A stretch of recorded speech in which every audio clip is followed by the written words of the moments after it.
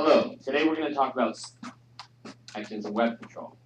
Now we know what alarms are, and we know what reporting actions are. What we mean by simulating the reporting action is simply an easy means that web control provides us to test and make sure the reporting action works.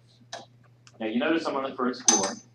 I'm going to click the alarms button, and I'll see a list of all my alarms for the first floor and below. When I look at the Actions tab, I can see that I've configured a right to file reporting action that's associated with all of the free stats on the first floor and below. Remember, alarms are hierarchical in nature. Now, we've already went through the configuration of various reporting actions.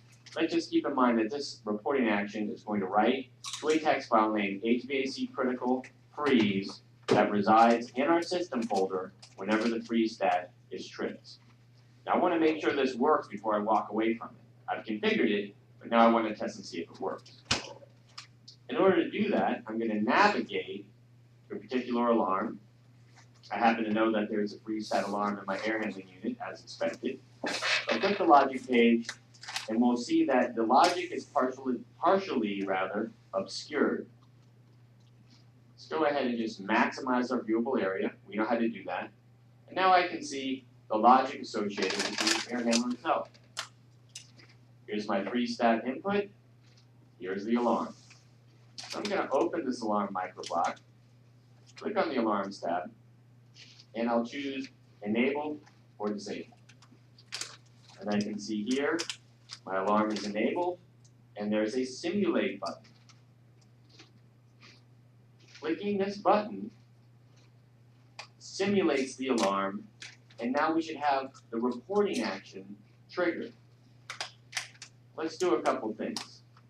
First of all, let's go to the alarms view itself and make sure that the alarm came in. And in fact, it did. Now, let's check our folder and make sure that the actual reporting action worked. And we can see right here that the reporting action did work. It did write to the text file as expected. Now, the only other thing I'd like to caution you about is it's really a poor idea to use Simulate to check to see if alarms work. It's really meant for checking your reporting action configuration, and this is why. All of this is happening in the database. A real alarm was not triggered from the controller. So we have not verified that all of this logic right here, for instance, or the actual device is working in the field. All we've done is told web control, pretend an alarm came in, write it to the database, and then execute the reporting action.